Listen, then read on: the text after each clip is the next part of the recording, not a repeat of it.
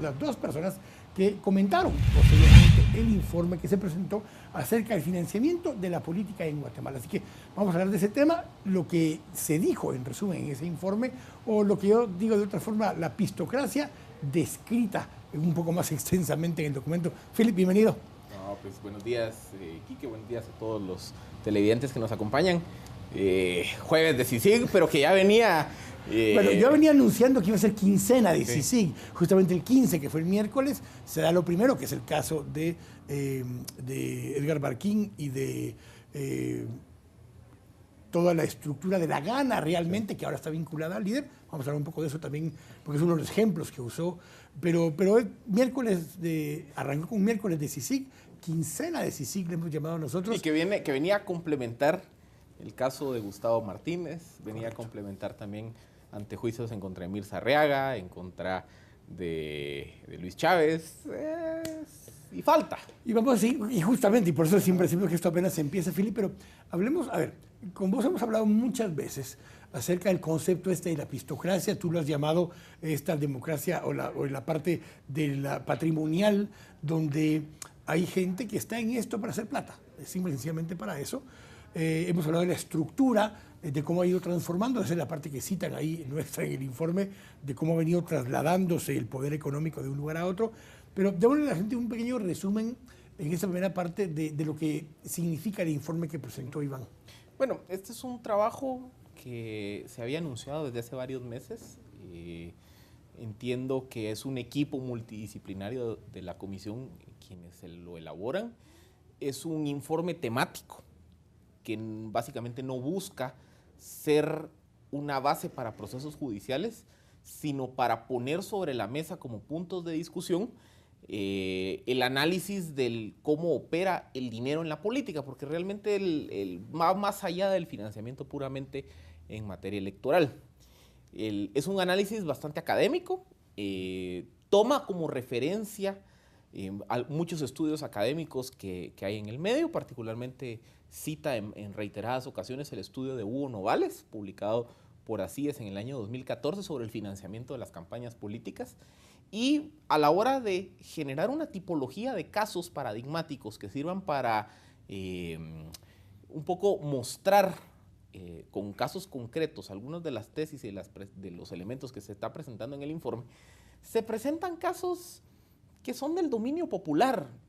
Por eso es que vemos que hay muchos casos de los cuales ya se comentaban en corridos de pasillo, que ya habían incluso investigaciones periodísticas y que ahora con mayor sustento, como un cruce de información con otras fuentes, pues sirven para evidenciar muchos de los temas que son abordados en el informe. Es importante también recalcar algo que decía el comisionado Iván Velázquez. Este es un informe que pretende servir de un marco introductorio.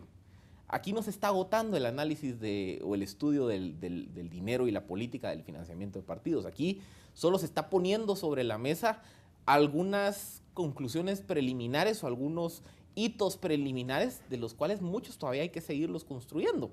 Y creo que esto debe servir de punto de partida no solo para investigaciones judiciales, sino también para investigaciones académicas e incluso investigaciones periodísticas, porque hay muchas áreas temáticas en donde hay que construir con más detenimiento y ver realmente cómo es que ha operado ese modelo de corrupción. A ver, el modelo, como lo plantea el informe, es un modelo donde el acceder a la política es un medio de acceder a dinero. Y se accede a dinero para mantenerse en la política, es crear un círculo para mantenerse dentro de la estructura. Dentro de eso es donde pone uno de los ejemplos que pone, es el justamente revelado el miércoles, es el caso de Chico Dólar, que es un caso también de que había estado mucho tiempo en corrillos, pero no había salido a luz en concreto. Y es un caso que es un poco más viejo, que es realmente incluso del 2011, y algunos todavía consideran que mucho más atrás del 2011, de una estructura de la Gana. Yo he venido manejando hace ratos, Philip, que hay una estructura de operadores políticos que ha venido tomando control de la política. Entre ellos está la estructura que es de la Gana, que desplazaron en su momento a la estructura de Guayo González, de Oscar Berché, del mismo Canela, los sacan, que eran como los ideólogos y los financistas del partido, y se quedan los operadores con el partido. pero Líder se forma ya como un partido de operadores políticos. No hubo nunca una estructura ni de financistas, de grandes empresarios, ni hubo una estructura ideológica monumental, sino que ya La Gana y Líder son una muestra de un partido de operadores políticos. Sí, a ver, yo creo que dentro del informe se pueden identificar algunos grandes hitos, algunos grandes ejes transversales. Un primer eje, el que ya mencionabas en la introducción, cómo el sistema electoral es la base del modelo patrimonial pistocrático, o básicamente conseguir el Estado como un botín. Entonces la idea del modelo de financiamiento como está operando hoy por hoy es que yo financio una campaña política porque una vez ese candidato, ese alcalde, ese diputado llega a un cargo público, yo voy a tratar de rentabilizar esa inversión con negocios, contratos, concesiones, omisiones y demás. El segundo gran eje, que creo que queda implícito a lo largo del informe, es la idea de que los partidos cada día son más autosuficientes financieramente hablando. El modelo de que el partido tenía que pasar el sombrero y recaudar entre diferentes fuentes financieras cada día ya no opera así. Los partidos han ido desarrollando sus propias redes de autofinanciamiento, muchas de esas redes vinculadas expresamente a casos de corrupción. Y ahí es donde un ejemplo paradigmático es el caso de Arnoldo Medrano, y que lo hemos discutido. Arnoldo Medrano hace 20, 30 años, cuando él iniciaba su campaña política para la municipalidad de Chinautla, él tenía que ir a tocar la puerta de empresas, de negocios, de financistas de su municipio. Después de y de los más grandes que hay en el sector son la cervecería centroamericana y Cementos Progreso, porque están en las puertas de Chinautla de una forma u de otra, y de desarrollos inmobiliarios que había en el sector. Y entonces Medrano, después de que pasa 2, 3 periodos al frente de la municipalidad de Chinautla, desarrolla él su propia red de constructoras, de ONGs, de empresas, y lo que básicamente le permite es, ya no tiene que ir a buscar financiamiento de actores externos. Con lo cual ya no tenía que hacerle favores de vuelta a esos financistas. Sino que ahora básicamente lo que hace es, él autofinancia su campaña. Crece a tal nivel su red de constructoras y de ONGs que ahora él se da el lujo de apoyar financieramente a candidatos de Amatitlán, de San José del Golfo, de Fraijanes. Hasta 11 alcaldes y 4 o 5 diputados del departamento de Guatemala. Y entonces, ¿qué es lo que vemos? Medrano es autosostenible financieramente. Él es un actor que básicamente ya no necesita de financiamiento externo. Ya si alguien llega porque le quiere pedir un favor más adelante, pues es un extra. Medrano tiene sus propios modelos de financiamiento.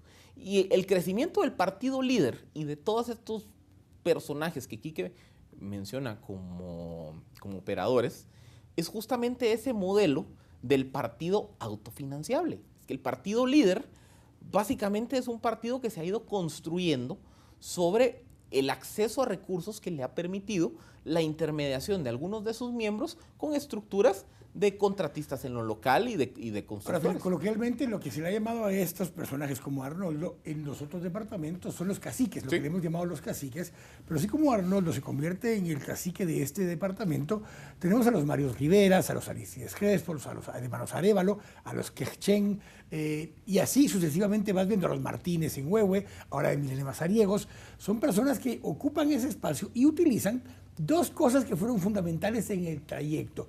Uno, el listado geográfico de proyectos. Pero justo antes del listado geográfico de proyectos hubo otra cosa, fue el PACUR, que en el gobierno de La Gana justamente se genera un sistema por medio del cual Guayo González, siendo secretario ejecutivo de la presidencia, decide que no puede estar comprando diputados. Y entonces mejor les asigna un fondo para que hagan proyectos, designen a sus propias empresas u ONGs para que lo ejecuten y de ahí se cobren. Esa es la forma en que se termina comprando a los operadores políticos en ese momento. Y entonces ahí es donde entra un tercer eje que queda implícito en el informe, y es la descentralización del financiamiento electoral. Y de la corrupción. Y de la corrupción, porque lo que pasa es que creo que el informe también contribuye a ir quitando, sin decirlo abiertamente, algunos mitos. Aquí tenemos la idea de que es la estructura central del partido la que capitaliza enormes sumas de dinero desde una estructura de financiamiento privada tradicional. El informe está diciendo, miren, eso ya es marginal, ya no es tan significativo. Hoy básicamente el financiamiento de partidos viene más de abajo hacia arriba. Lo que pasa es que aquí literalmente cada candidato viene con su pan bajo el brazo. Entonces, lo que estamos viendo es, que conforme se fueron implementando diferentes modelos y recetas de descentralización en el Estado, temas como, por ejemplo, la implementación del sistema de consejos de desarrollo por ahí del 2002. O el 10 o el 12% el posteriormente del situado constitucional a las municipalidades, el PACUR, el listado geográfico de obras. Hoy nos arrojan que en este presupuesto 2015, más o menos 15,000 millones de quetzales de los 70,000 se van a ejecutar vía municipalidades, consejos de desarrollo o listado geográfico. Sin contar los presupuestos propios de las municipalidades. De las municipalidades. Entonces, o de otras entidades descentralizadas que tienen recursos propios. Y operación local. Entonces, ¿qué estamos hablando? Estamos viendo que una quinta parte del presupuesto del Estado se ejecuta vía actores en lo local. Y eso lo que ha venido a crear es que ahora hay fuentes, bolsones presupuestarios en el interior del país que nadie tiene idea cómo operan. Y debido a la debilidad de las instancias contraloras, que no van a verificar eso, hoy tenemos 338 bolsones presupuestarios en donde en cada municipalidad, con sus consejos de desarrollo y con todo el listado geográfico de obras, es una dinámica de política, o una dinámica política y una dinámica de corrupción completamente autónomo lo local. Y entonces eso ha permitido que surjan redes de pequeños contratistas, de constructores vinculados a partidos políticos. Ya no, porque se prohibió desde hace 4 o 5 años, pero antes las asociaciones y las ONGs que intermediaban en la obra, y que eso permitía ir creando una especie de fondo revolvente sobre el cual esos mismos candidatos más adelante echaban mano, financiaban sus campañas, eran reelectos y se volvían a financiar la estructura, se enriquecían del proceso, y al final se va creando esa lógica en las cuales desde lo local, desde lo municipal, lo distrital, se van creando operadores políticos, caciques, autónomos financieramente, que cuando llega un partido franquicia, que es la caracterización que hizo Jonathan Lemus en Así Es, básicamente el partido franquicia le dice, mire, véngase, entonces usted trae sus votantes, su dinero, yo le doy la marca, y si llegamos al poder yo le garantizo que le voy a mantener el flujo de recursos. Y esa es la lógica. Hoy el financiamiento de partidos, por eso les digo, aquí rompiendo paradigmas, el financiamiento de partidos viene de allá abajo, viene de esas estructuras locales de corrupción. Tengo que ir al corte, pero vamos a hablar justamente de eso mismo, pero las estructuras a nivel nacional. Y todavía no hablamos de grandes empresarios aportando, que tienen otro segmento, sino que ya es el dinero que está en los ministerios, que es a otro nivel, que también se complementa a todo eso, y también lo menciona en el informe Iván Velázquez Gómez. Vamos a ir al corte, estamos acá en Este Oeste, nos vemos en un momento.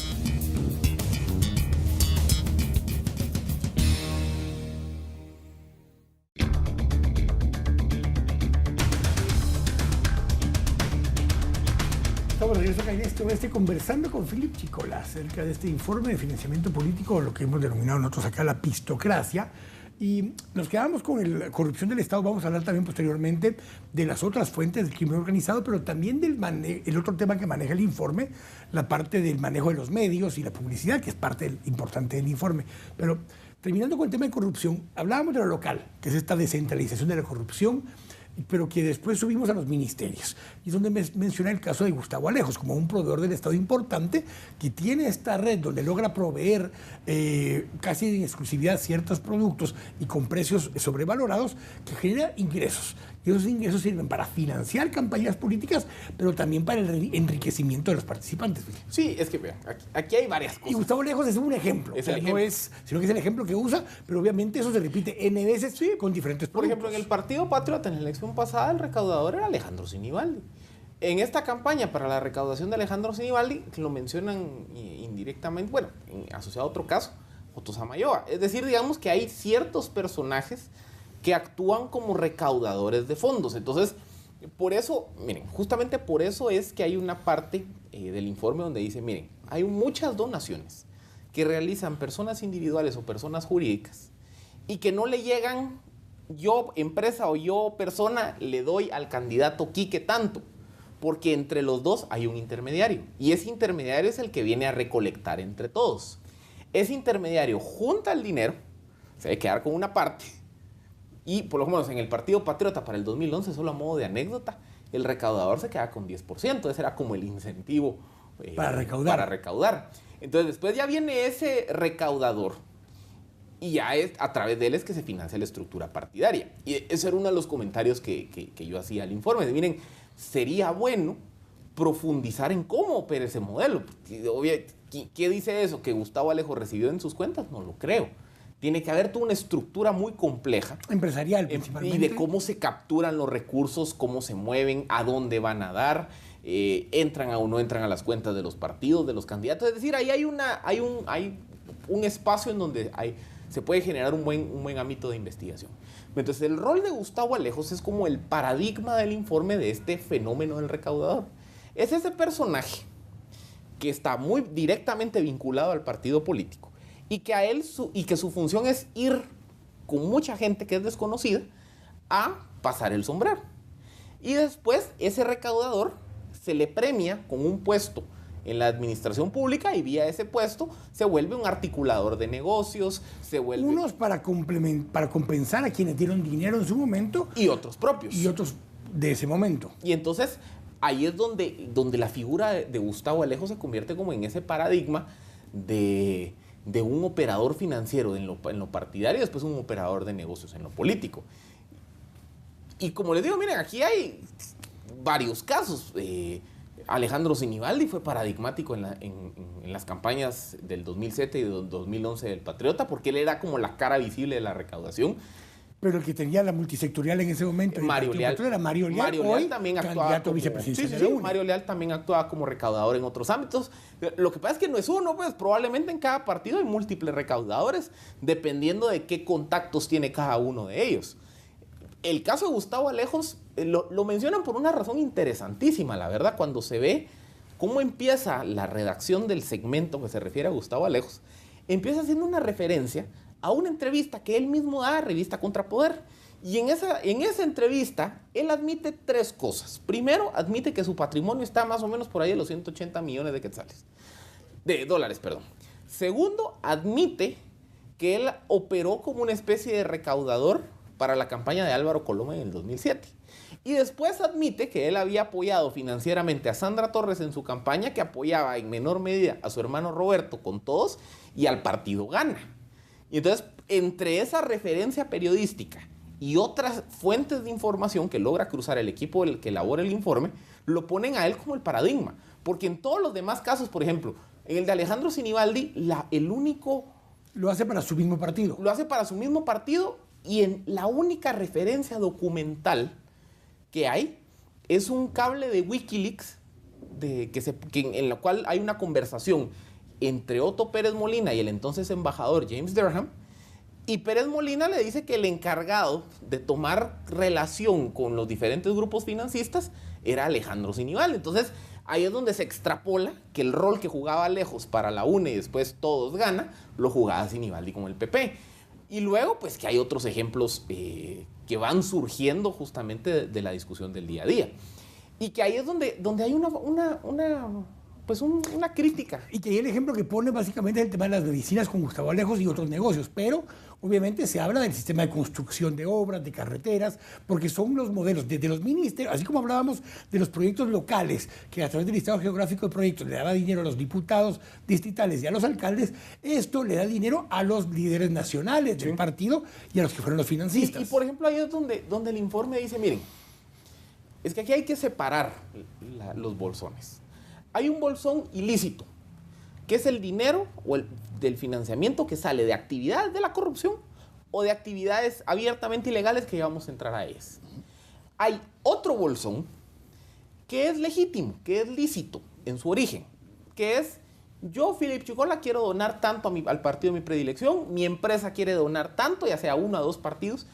Lo que cuestiona el informe es por qué yo, Philip Chicola, no quedó registrado en el informe de financiamiento del partido. Entonces se dice, mire, usted también está cayendo en una falta en el momento de que usted permite que su declaración sea, o que su donación sea anónima. Pero ahí es donde entra ese otro segmento que tú decías, que son, porque lo mencionan como gremiales, o asociaciones empresariales y demás, donde ese grupo principalmente tiene otra dinámica, y es que ese grupo lo que busca tal vez no es exactamente lo mismo, que es, no busca el contrato de esto, la obra o la venta de medicina, pero busca ciertos espacios, uno de ellos, por ejemplo, el poder tener control en algunos ministerios, en el Ministerio de Economía, en ciertos espacios, para controlar cuotas, para poder controlar contingentes, Comerciales, controlar aranceles, en el Ministerio de Agricultura para controlar normas, en el Ministerio de Salud para controlar patentes de medicinas, o en la IBE o en la SAT para controlar quienes controlan a los empresarios o a los banqueros.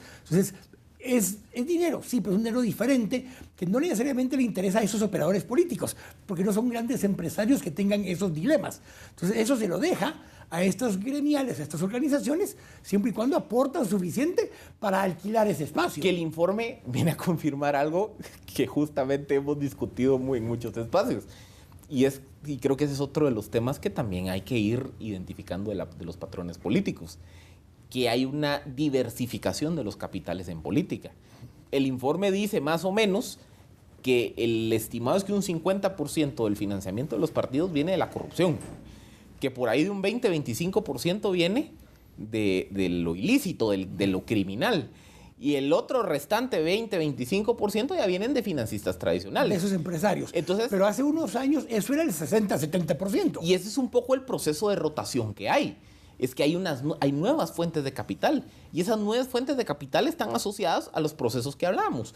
Procesos de descentralización de los bolsones presupuestarios, procesos de una exacerbación de la corrupción en el Estado, de más actores que ven en el Estado un botín. Y entonces lo que ocurre es, yo tengo un milloncito por ahí, se lo voy a donar al que yo creo que va a ganar, porque después le voy a poder pedir que me dé 5, 10, 15 millones en obra. Y entonces ya el día de mañana que yo no solo recupero mi inversión, que me enriquezco, sino que me capitalizo a poder dar más. Entonces se va generando un círculo vicioso. Y ojo, ese círculo vicioso trasciende partidos. Aquí realmente lo que ocurre es que muchas de esos operadores locales se van cambiando la camiseta. Es el caso de Medrano. Y aquí, y Medrano y de la mayoría de los caciques que hablábamos hace un momento, pero aquí te entra entonces el tema de los ilícitos, porque quiero dejar en el último segmento las conclusiones y recomendaciones. Entonces, el tema de los ilícitos. Y ahí es donde ponen el ejemplo del caso de Chico Dólar, porque ese es un ejemplo, y aquí hay un tema complicado. En estimaciones y estudios y análisis que yo he evaluado, entre el 30 y 35% de las remesas que vienen en el país son lavado de dinero. O sea, eso quiere decir, son los narcotraficantes del narcomenudeo que están en Estados Unidos que mandan el dinero a Guatemala por medio de remesas para que alguien aquí localmente, en este caso Chico Dólar, lo introduzca al sistema bancario de otra forma y lo reexporta a los proveedores de la droga a los que hay que pagarles para que sigan mandando producto. Entonces, Chico Dólar no es tanto que sea esta agropecuaria del campesino y demás, no, esas son las herramientas que usan para capturar remesas, meterlas al sistema, para lo cual necesitan bancos, que en este caso está nombrado un banco en particular, la gerente del GIT Continental del área de Jutiapa, asesoró, participó del mecanismo, tienen gente de la SAT para cuidar las partes fiscales, tienen gente de la IBE, que en este caso es donde entra Edgar Barquín, para que logren suavizar la persecución que hay en ese sentido. Entonces, así se introduce el lavado de dinero de las drogas. En este caso, o sea, se vincula ya a narcotraficantes y a narcolavadores de dinero. Porque ahí hay dos tipos de casos. Está el caso de Chico Dólar, que es lo que desata el terremoto contra el partido líder. Que ese caso creo que también evidencia otro tema que hemos hablado, la separación de las campañas, de la campaña de aire y la campaña de tierra. La campaña de aire, que es la que se da vía medios, vía publicidad, mercadeo, radio, televisión, esa tiene una dinámica. La campaña de tierra tiene su propia dinámica y su complejidad. Y la campaña de tierra, que son los mitines, la organización local, la entrega de bolsas, etcétera, etcétera, etcétera. Y creo yo que vinculando lo que analiza el informe de CICIG con el caso de Chico Dólar del miércoles pasado, podemos evidenciar cómo el dinero ilícito se cuela desde abajo. Porque en las conversaciones donde agarran, creo que es al diputado Manuel Barquín, hablando con Chico Dólar, él le dice, sí, pero es que ayúdame porque tengo que hacer la asamblea de Petén, tengo que hacer la asamblea de no sé dónde. ¿Qué le está diciendo? Necesito dinero para el mitin, para la organización, para lo territorial, la tierra. Lo que llama la atención es cuando Jaime Martínez Loaiza, un día después, renuncia a la Secretaría General de la Gana, porque, ojo, él es diputado de líder, candidato a diputado de líder, pero es secretario general de la Gana, porque está guardando el vehículo ahí porque es su franquicia para más adelante. Pero él reconoce y creo que reconoce cerca de 1,5 millones de quetzales que ha devuelto porque eran préstamos. No sé por qué me recordó a MDF y el cheque famoso de 600,000 quetzales del Patriota, que apareció un pagaré, pero dijo que no era que le hubieran dado plata, que era un préstamo y que ya los había devuelto. Ese es un poco lo que se da, es una estructura de donde ese dinero entra para hacer que operen esas estructuras locales. Y luego también que el comisionado lo mencionaba brevemente en la presentación del informe, y es cuando esas redes que manejan dinero abiertamente ilícito o proveniente de hechos ilícitos desarrollan sus propias constructoras locales, financian candidatos locales, y entonces ahora esa red diversifica su rama de negocios. Entonces, ¿qué es lo que ocurre? A través de esas constructoras locales entran en su propio esquema de lavado de dinero, porque la constructora local entonces va a tener la solidez financiera para poder asumir el costo financiero de construirle, qué sé yo, un camino rural a una municipalidad, aguantarse 1 o 2 años en la que se la paga y no estar financieramente mal, porque tiene ese dinero. Se lo paga el Estado, entonces el dinero ya lo logró. Bueno, y hay casos en el altiplano, en San Marcos, donde incluso hay ferreterías que venden a bajo de costo productos a las municipalidades. Y no crean que están regalando cosas, como están lavando dinero, lo que necesitan es recuperar 70 centavos de cada quetzal en todo caso, o 50 centavos de cada quetzal. Se pueden dar el lujo de vender a precios más bajos, porque cuando el dinero ya regresa... Ya regresa lavado. Ya regresa lavado, ya regresa limpio. Y por eso terminan vinculándose otra vez con alcaldes y con autoridades locales, gobernadores y otras estructuras para darle vuelta a ese dinero. Sí, y ahí es donde, por ejemplo, la red de Chico Dólar, que la investigación revelaba que eran algo así como 200 empresas, su función es justamente eso, es que hay una fuente ilícita de dinero, que hay que rastrear de dónde viene ese dinero. Pero después, a través de esas empresas, financia candidatos. Bueno, una buena parte son remesas. Sí. En ese caso son remesas a través de Airpax y otras organizaciones similares. Recibe el dinero y una vez lo recibe, ya lo mueve dentro del mercado para lavar ese dinero. Y ahí es donde dentro de esa parte una colita se mete al sistema de partidos.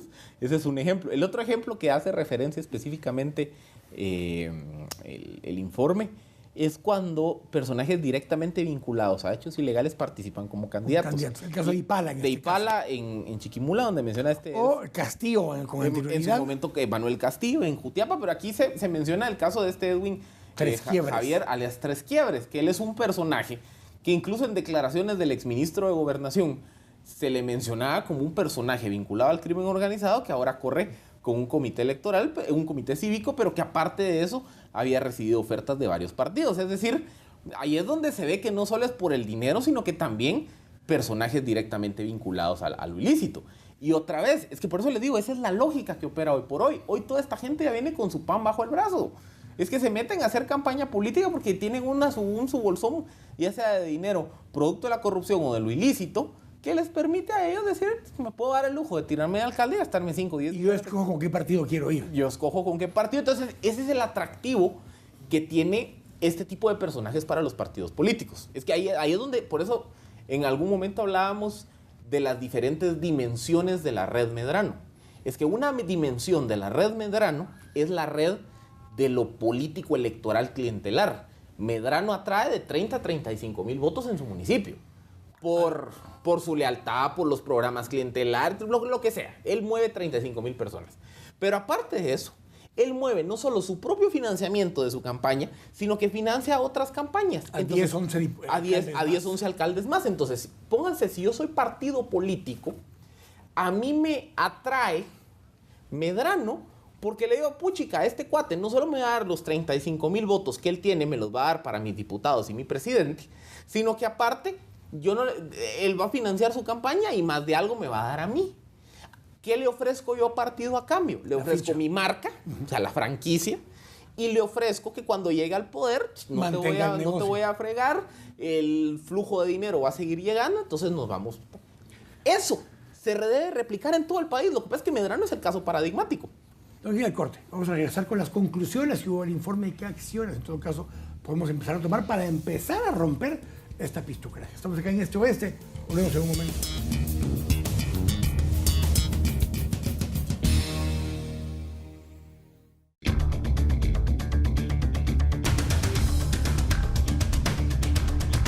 Estamos de regreso acá en Este Lo ves en ese último segmento, conversando con Philip Chicola acerca de este informe de financiamiento de partidos políticos, la pistocracia o la democracia patrimonial, como le ha llamado Philip, las conclusiones. Porque todo lo que anterior, muchos dirán ahorita, pero eso ya lo sabíamos. Bueno, pero es diferente saberlo porque es un Vox Populi a que esté en un documento firmado por una organización como lo es la CICIG, pero está respaldado además en documentos. La Universidad Francisco Marroquín, varios estudios en los que también participaste, estudios de Acción Ciudadana, estudios de ACIES, como el caso de Hugo Novales y de Jonathan Lemus, el tema de las franquicias, información que recogieron de lo que hemos dicho muchos en los medios o en presentaciones que se han trabajado. Entonces, tener esa información dispersa, a que esté validada o aceptada y documentada, y además complementada con el análisis que hace la CICIG y con información de investigaciones que tienen en proceso, te da otro cariz ya a esta información. Pasa similar al caso de la línea. Pues que en el caso de la línea ya había una serie de rumores que decían, miren, es que hay vinculaciones de altos funcionarios del Partido Patriota del gobierno con estructuras de contrabando. Había también un análisis económico muy básico y llevaba a la conclusión de que la recaudación en aduanas está haciendo, o no se comportaba de acuerdo a la importación o a las tendencias de importación. Se veía el enriquecimiento ilícito de varios personajes, lo que faltaba era que viniera alguien con un respaldo institucional y sobre todo un órgano de investigación en materia penal, a que atara los cabos y dijera, miren, atando estos cabos lleva a la conclusión que Juan, Pedro y Luis tienen responsabilidad penal en esto e inicio procesos contra ellos. Es lo mismo que lo digamos vos en un análisis comentando en un medio o en un foro, a que lo diga el comisionado Iván Velázquez Gómez. Y aparte, miren, lo que pasa es que, y esto es ya para empezar a ver los efectos de el asunto de la corrupción del gobierno del Partido Patriota se viene hablando desde el primer año. Y siempre la broma que se hacía es, así como en la antigüedad todos los caminos llegan a Roma, en el gobierno patriota todos los caminos de corrupción llegan a Roxana Valdetti. Entonces, ¿qué ocurre? Ese era el Vox Populi. Se genera un sentido de frustración, de rechazo de la ciudadanía respecto a la figura de Roxana Valdetti. Ahí algún día deberíamos de analizar la revolución de los memes aquí en Guatemala. Viene entonces un órgano con un respaldo institucional, con capacidad de investigación, con una legitimidad suprainstitucional y supranacional. Y viene y ata los cabos y le pega no a Valdetti, sino a su secretario privado. Ese es el fosforazo que levanta toda esa frustración de la población. El informe de financiamiento, yo creo, bueno, el informe, pero sobre todo el caso del día miércoles, de la estructura del lavado y política, creo que viene en esa misma línea. Porque lo que viene a hacer es que otra vez un órgano de investigación con credibilidad, legitimidad suprainstitucional y supranacional, me viene a confirmar temas que Vox Populi se venían hablando, y es dinero de lavado, dinero de la corrupción, entra al mundo de los partidos políticos. Y el hecho de que sea el partido líder que genera tanto escozor en el mercado urbano, contribuye nuevamente a prender el fosforazo y a levantar las pasiones ciudadanas. Yo creo que ese es un efecto político que hay que medirlo en las siguientes semanas. Y lo reconoce tanto el embajador Robinson en su momento, todo lo que está sucediendo, como Iván Velázquez Gómez, y en el informe lo menciona, pero justamente entonces llega a estas conclusiones. Da una recomendación de que se apruebe, aunque no es perfecto, las propuestas que por lo menos el TSE ha enviado para reformar la ley electoral y partidos políticos como un primer paso, y empiece eso a generar las condiciones para manejarlo. Contigo hemos hablado muchísimas veces del tema de financiamiento de campaña. Hemos hablado de la necesidad de hacer tres cosas fundamentalmente. Una, restringir el financiamiento privado. Restringirlo al mínimo posible de la expresión, y que el financiamiento público, porque la gente cuando uno dice esto te dicen, es que ¿por qué le voy a dar plata yo a los políticos para que hagan campaña? Es que de todos modos se la estamos dando, pero se la estamos dando por vía de la corrupción, y de esta forma sería por vía de un aporte concreto, y le limitamos que no pueda recibir aportes de estos contratistas. Segundo, lo que hemos hablado contigo es un poco la regulación de la cobertura mediática, porque lo reconoce este informe también. Un porcentaje importante del gasto de campaña va en radio y en televisión abierta principalmente. Entonces, restringir o controlar por medio de frecuencias del Estado el otorgamiento o esto, se reduce el costo también y por tanto se reduce la necesidad de efectivo. Y la tercera es un control mucho más estricto de la corrupción, para que justamente cerremos el círculo. Y para eso requiere seguir trabajando en lo que se viene haciendo. Sí, porque vean, la gran recomendación del informe de la Comisión es la necesidad de aprobar a la mayor celeridad posible la propuesta de reformas a la ley electoral planteadas por el Tribunal Supremo. ¿Qué plantean esas reformas? Bueno, está planteando darle más capacidad sancionatoria al tribunal, más herramientas de control y fiscalización, le está permitiendo al tribunal, y pues yo creo que ahí es donde se ve la vinculación del informe con lo que está en la propuesta. Si el informe me está diciendo, miren, hay redes de corrupción que operan en lo municipal, en lo distrital y en lo nacional, permitámosle al tribunal sancionar en lo local, en lo distrital y en lo nacional. Y al mismo tiempo también creamos techos diferenciados, es decir, ya no entendamos el financiamiento a la política como fuera un todo de un mismo bloque, sino que permitamos que hayan formas de adaptarse a esas nuevas expresiones. Con el tema del financiamiento público, ahí también hay que ver el tema de modelos y de cómo opera, porque también hay incentivos perversos del modelo de financiamiento público. Entonces, con el modelo de financiamiento privado, básicamente lo que hay que hacer es generar una cultura de transparencia. A ver, el financiamiento privado en sí mismo no es malo. Democracias y sistemas políticos modernos y muy funcionales tienen modelos de financiamiento privado. Entonces, ahí hay varias alternativas. Por ejemplo, una alternativa debería de ser la democratización del financiamiento de los partidos, que es el concepto del afiliado, que ese es el modelo alemán. Es que en el modelo alemán son los mismos afiliados del partido quienes de forma democrática y horizontalizada pagan. Entonces, aquí el modelo es, en lugar de tener pocos que den mucho, tengamos muchos que den poco.